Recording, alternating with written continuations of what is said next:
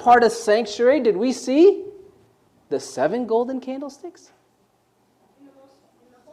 In the holy place. Good job, Christian. In the holy place. Now, first, when you walk into the sanctuary, you saw the altar of burnt offering. Let's see if you guys remember all these things. What did it represent? Jesus, right? The Lamb of God. And then you saw what? What is this?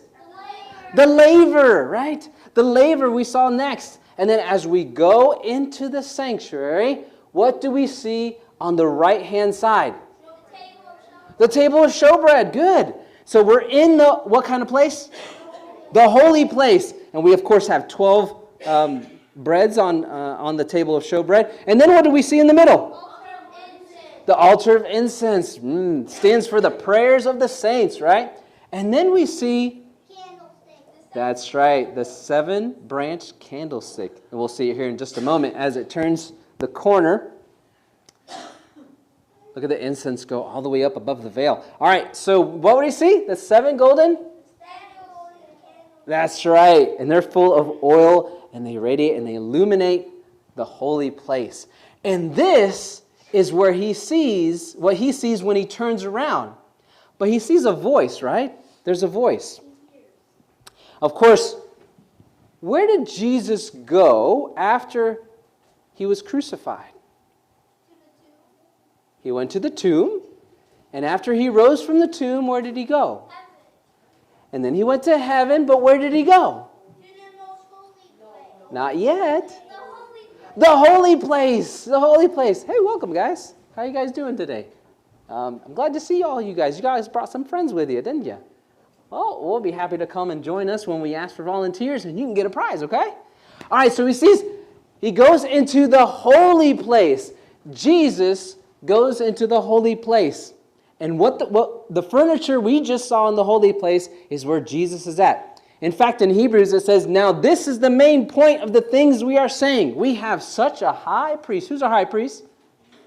Jesus, that's right. He ministers in the holy place. Who is seated at the right hand of the throne of majesty of heavens, a minister of the sanctuary and of the true tabernacle which the Lord erected and not man.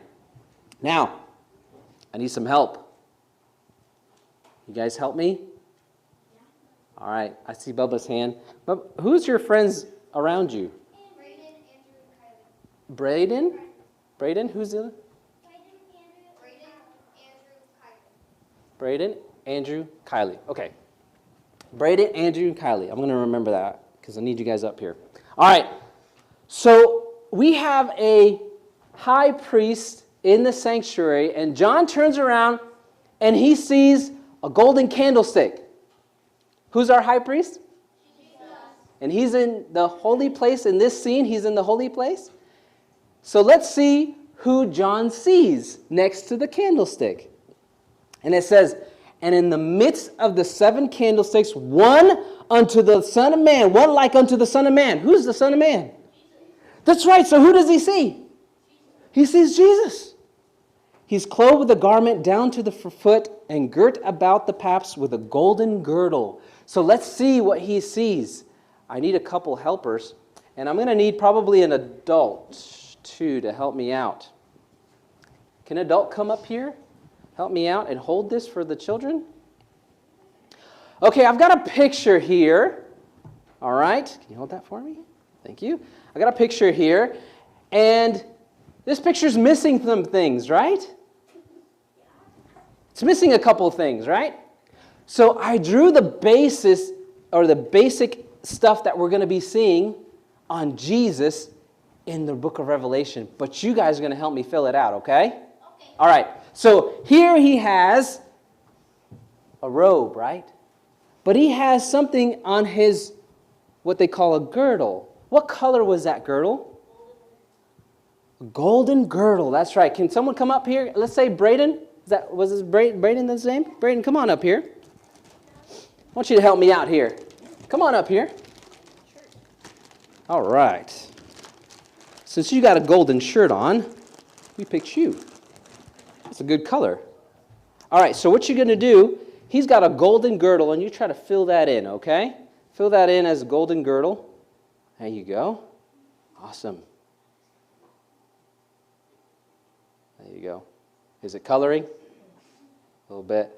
It may not fill completely in because it's dry erase, so sometimes it doesn't always do it. Excellent. It's really good. Fill that in right there too. Make a little bit more detail there. Excellent. Very nice. That's pretty good. What do you think? All right. Now, Brayden, come on over back here. You get a prize back here. So you can pick anything out there, and then you can go have a seat, okay? All right, let's see what else that he's missing in this picture. All right, so Revelation 1:14 says, his head and his hairs were white like wool. Okay, so I need some help. Who we got over there who hasn't come up? Who do you got? Well, who's your friend again? Andrew? Andrew, come on up here. Andrew, come on up. So you, come on in. Yeah. Come on up here, Andrew. Andrew, nice to meet you. My name is Ricky. All right, so Andrew, do you know what wool looks like? Have you ever seen a lamb with a woolly hair? Woolly hair, kind of wavy hair, right?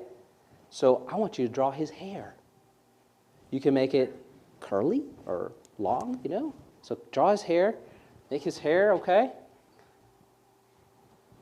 We don't want mohawks, okay? That's good. It's curly. Make it a little bit longer, maybe. Yes. There you go. That's really good. Can you give him a beard, maybe? See that guy over there with the white beard?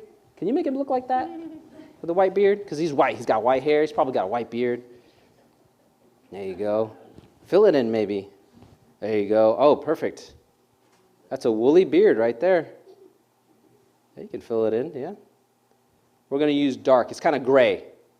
White, pretty good. Okay, excellent. Maybe give him a little mustache there. You give him a little mustache? Okay, that's a good mustache. It's a pretty big mustache. I like your mustaches there. Okay. Perfect. Thank you so much. Now you can go ahead and come over here and get a prize. All right, so we got a woolly hair and a woolly mustache and a woolly beard. That's pretty good. Okay. All right, so he says his hairs was white like wool and white as snow or as... So what does white represent? What does white mean? In the Bible, purity. So we know he's pure, right? Is Jesus pure? Yes, he had no sin. Now his eyes were as a flame of fire. Who wants to draw their eyes? All right, let's see. Who was the Kylie? Kylie, come on up here. Can you draw eyes for us? All right. Come on up here, Kylie. It's nice to meet you. All right, so we're going to draw some eyes first in black. But here's the thing. It says his eyes were as a flame of fire. Okay, could you get that image in your head? You got to draw the eyes first, and then you may want to color it in with a certain color. Okay, so draw his eyes. All right. Very nice. Is it coming in? Okay. All righty. Nice. Okay, now use the back of that. Would you like red for fire? Maybe red. Okay, here you go. Eyes like fire. There you go. Nice little iris there. Very nice. Very detailed. Oh, yes. Very detailed. Now you get a prize. Get a prize right there. Okay, so eyes were the flame of fire, and his feet were like fine brass. Who's going to help me with that? Who's going to help me with that? Color it in. Who we got? Let's see.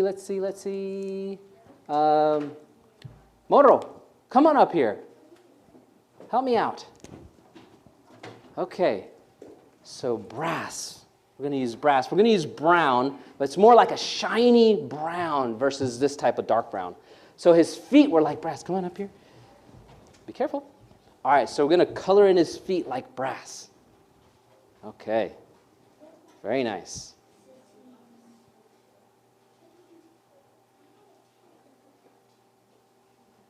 Okay, now his other foot. Nice.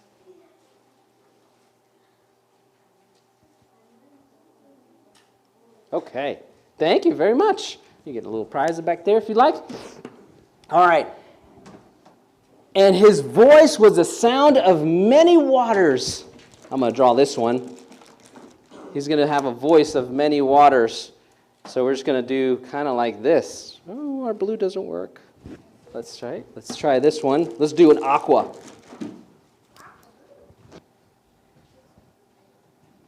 His voice of many waters. Okay. Now, and he had in his right hand 7 stars. I need someone to paint that for me. How about, let's see, who do we have? Who are we missing? What do you think, Joy? Who hasn't come up in a while? One in the middle, Bubba? Bubba, come on up here. Bubba, can you draw a star for me? Can you draw 7 stars? Come on up here and draw 7 stars for me. I'm going to use... You keep forgetting how to draw stars? It's real easy. You can draw like a little in his right hand. 1 star. You need a 2 star. All right here on his hand. You need one right next to 3 stars. 2 stars. 3 stars. 4 stars. 5 stars. 6 stars. 7 stars. That's it. Good job. All right. Go get a prize if you want. And out of his mouth went a sharp 2-edged sword. Who wants to draw a sword? All right. Let's do Christian. Christian, you want to draw a sword? All right. Let's do it in green. A sharp 2-edged sword out of his mouth. These are all symbols, by the way, of things that we're going to be seeing here shortly. A 2-edged sword. Can you draw a sword there? Go ahead. Okay. Nice. All right. Great. Good job. Go get a prize for you. All right. And his countenance was like the sun shining. Okay, who would like to draw the sun on his face? All right, come on up here, Abigail. We'll do Abigail this time. Maybe rays of sunshine. What do you think? Coming from his face like this. Yeah, just like, maybe like that. Rays of sun. Mm-hmm. Yeah, you're making me draw the sun around his head, maybe? You can draw, there you go. And then rays of sunshine, there you go. And maybe do some in red, maybe? All right, do some in red. There you go. Do some little rays coming out of his... Wow, he's shining bright. Good job. You can go get a prize, okay? Wow. There's this rays of sunshine coming out. Now, what is the sword that comes out of his mouth? That's kind of interesting. What does the sword mean in the Bible? The Word of God. And it says it right here in Hebrews 4:12. For the Word of God is a living and powerful and sharper than any 2-edged sword. So the Word of God comes out of Jesus' mouth. So these are all symbols, okay? And in fact, what about these waters that come, like the voice of many waters? This is the voice that created the heavens and the earth. When you read in the book of Revelation, you have the fountains of waters that came through. And his voice created these things. He is the creator of the universe. And what about this sun that radiates his face? What does the sun mean? Did you know in the Bible, there's actually a verse that says he is the Son of righteousness. It means righteousness. It means purity. So all these things, even though it says, wow, that's kind of an interesting picture of Jesus, these are all symbols of what the Bible uses to describe Jesus. He is pure. He is righteous. What about the feet, the brazen feet? Why are they bronze shining? Well, in the Bible it says that your faith be tried as fire in the furnace. Was Jesus tried in the fire? Yes, he was tempted in the wilderness. Was he victorious? Yes. That's why these feet, wherever he tread upon earth, he was victorious. These are all symbols of beautiful things. And of course, his white hair, we got woolly hair because he is pure, right? All right. And look what about the 7 stars. Let's read about the 7 stars now. It says, the mystery of the 7 stars, which thou sawest in my right hand, and the 7 golden candlesticks, The 7 stars are the angels of the 7 churches. The angels are messengers. The messengers of the 7 churches. And the 7 candlesticks, which thou sawest, are the 7 churches. But wait a second, we're missing something. What are we missing, Joy? The 7 churches are here, the 7 stars. What are we missing? Candlestick. That's right. Who's going to draw the candlestick? Eliana, come on up. You got to draw the candlestick because he's sitting right next to the candlestick. Here you go. You want me to help you? Okay, I'll help you. Okay, we're going to draw 7 golden candlesticks, okay? 1, 2, 3, 4, 5, 6, and 7, and all in the center. There you go. Maybe a little light here, a little flame of fire, right? All right, good job. Now get your prize, okay? All right. Now, do you see this picture? Now, I want everybody, all the children to come up. I want everybody, all the children to come up, and I want to get you something. This is a piece of paper, but this is for later. I want your mom and dad or your grandparents to read you Revelation chapter 1, verse 12 and 16, and I want you to draw a picture of Jesus and how he's described in that book, okay? All right, thank you so much. And I want to see those pictures. And when you get those pictures back to us next week, we're going to hang them up, okay? So I want to see the description of Revelation 1, verses 12 and 16 of Jesus, okay? So maybe ask your mom or grandparents to read it to you. And then, after you read it, I want you to draw. I want you to draw it, and I want you to come back and show me those beautiful pictures of Revelation chapter 1, verse 12 and 16. Okay, you can come on down. Yeah, that'd be fine. You guys did a great job. Well, did they do a great job on drawing that picture of Jesus? Yeah? It was perfect description, right? Fire, eyes like fire. You know, eyes like fire because God sees you through and through, right? He sees everything about you. He sees who you are on the inside and on the outside, right? God is so good to us. He gives us a picture. Now, what is the central theme of the book of Revelation? Who can tell me? What is the central theme of the book of Revelation? The Revelation Mountain. The revelation of Jesus. That's right. So this is why in the first book of Revelation, it tells us and describes to us what Jesus looks like. Now, he wants to send a letter. How many of you guys have ever received a letter in the mail? Raise your hand if you've received a letter in the mail. How many of you guys have ever had a pen pal? Ever heard of a pen pal before? Yeah, we used to do that a long time ago. Do you guys do pen pals? They don't know pen pals. Oh, they don't know pen pals. Oh, it was so much fun. In school, we got to write to someone either in another state or in another country, and we got to write them a letter. And we got to put a stamp on it, and we got to send it to that person, and guess what? Maybe a couple months later, guess what we got back? We got a letter from the person we mailed to. And it was so neat because maybe they were from Africa or from Australia or from a different part of the country. Maybe they sent a picture or a little gift or a drawing. Oh, that was so neat. We get to meet someone from a different place. Now, guess what? Jesus wants to send a letter to his church. And he sends his letters. That's why he's giving John the vision, and he's going to send a letter. And the first letter is found in Revelation chapter 2.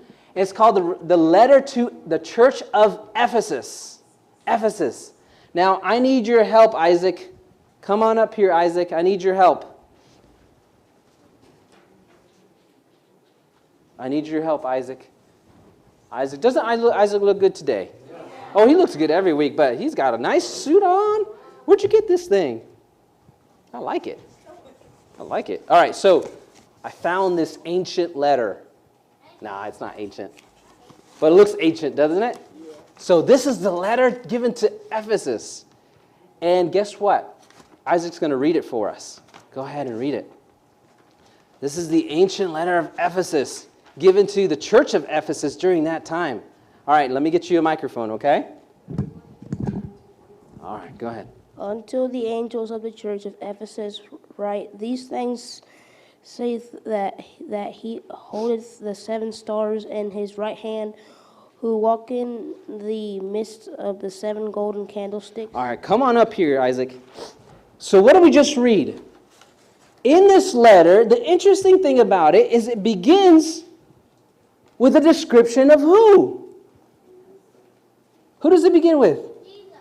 Yes, that's right. It begins with a description of Jesus, right? And it says, unto the angel of the church of Ephesus, right? These things saith the one who holds the 7 stars and has the 7 golden candlesticks right next to him. Now, who was that? Jesus. That's right. We just read about him. Now, do you start like that, a letter? Hey, man, this is Isaac. I just said hi. You know, this is Isaac from, where do you go to school? Smoky Mountain. Smoky Mountain. Is that how you start a letter? We start letters like that, don't we? And here's Jesus, and he's saying, hey, church of Ephesus, this is the one who holds the 7 stars and has the 7 golden candlestick next door. So he's writing to his church, just like how we would write a letter. Now, what does he say? I know thy works and thy labor and thy patience, and how these canst not bear them which are evil, and thou hast tried them which saying they are apostles and are not, thou hast found their liars. All right, so what is he saying? He's saying something good about them, right? Yeah. He says, hey, I know you can't bear those who aren't apostles, right? Mm-hmm. He's saying something good. We say something good to people, right? Yeah. Hey, how are you doing? We miss you. I know I had a good time last week. So we write letters and we say something good. But now, let's see. And has borne and has patience for my name's sake, has labored and heart not fainted. Nevertheless, I have somewhat against the has left thy first love. First love. All right, now he's saying, there's something I have against you. There's something that, does Jesus see us through and through? Yeah. Yes, he does. And he says, there's something there that's not quite right. What does he say? They have left, right? So let's see what, do you think Jesus is going to counsel them? Do you think Jesus is going to give them some information to counsel them on what they should do? Yeah. I think so too. Let's see. Counsel, but does anybody not have an ear? Everybody, right? All right, keep going. To him that overcome with I gave to eat of the tree of life, which is in the midst of the paradise of God. So there's a reward in life. I do. So there's some counsel here for everyone. This is the church to Ephesus. All right, let's see. All right, that's okay. Go ahead and go and remember their first works. Now, I'm gonna have a couple people up here. I need some help. Who wants to help me up here? Who wants to help me? Anybody who has not come up? Anybody who has not come up? All right, you two, come on up. Come on up. You guys are going to help me. And anybody else who has not come up yet? I need one more person. One more person. Rachel, come on up. Okay, so you're going to hold it down that end. All right. And you're going to hold it down this end. And then we're going to limbo. No, we're not going to limbo. All right, so hold it tight. Hold it tight. Now, Rachel, come on down here. All right. So, remember what we said in the beginning, that John was given a time period of prophecy from his day all the way down to what? Boys and girls? The second coming. All right. So, here's your second coming. Where does it go? Where does the second coming go? Where does it go? On this end or on that end? Go that way. All right, so you're going to stick it down all the way down to the end. Okay? Stick it on that rope. Can you stick it on that rope? All right. Excellent. So this is our timeline. Good job.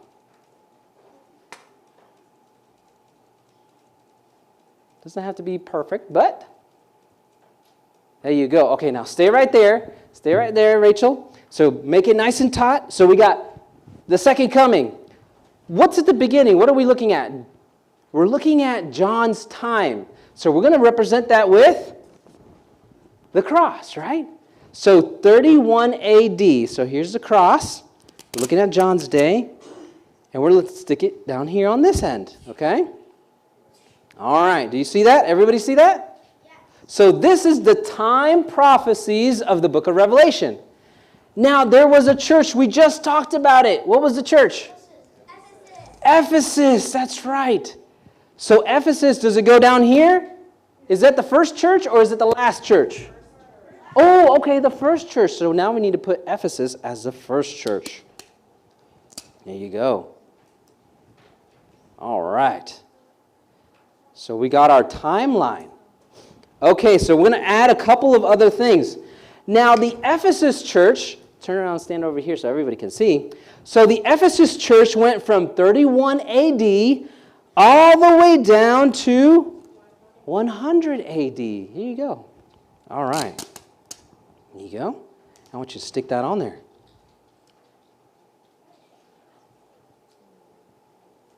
Excellent. Now, do you see our timeline now? 31 AD to 100 AD.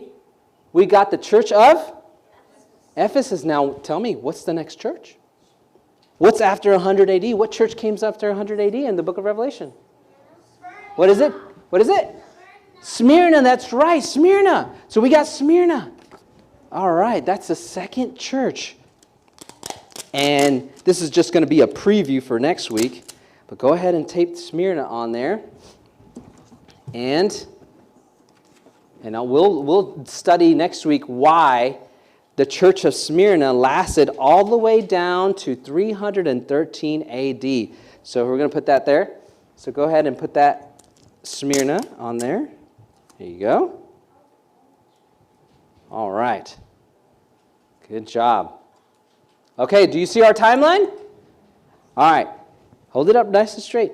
Do you see our timeline? So 31 AD all the way to 100 AD, we got the church of Ephesus. And then after the church of Ephesus came the church of Smyrna. And it lasted to what date? 313 AD. Now, guess what? Next week we get to study about some of the other churches that we have in our timeline all the way down to what?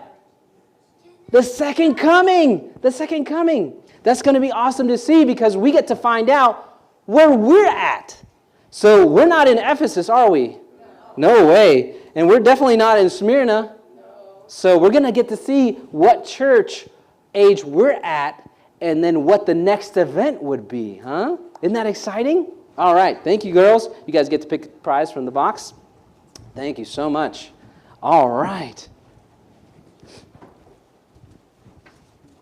Okay. So, this morning, we get to have our children's offering. So, let's get the kids to have our offering. We're done with the letters of the Ephesus, but next week we get to study Smyrna and some of the other churches, okay? All right, let's get our offering for the children, and then we get to pray, all right?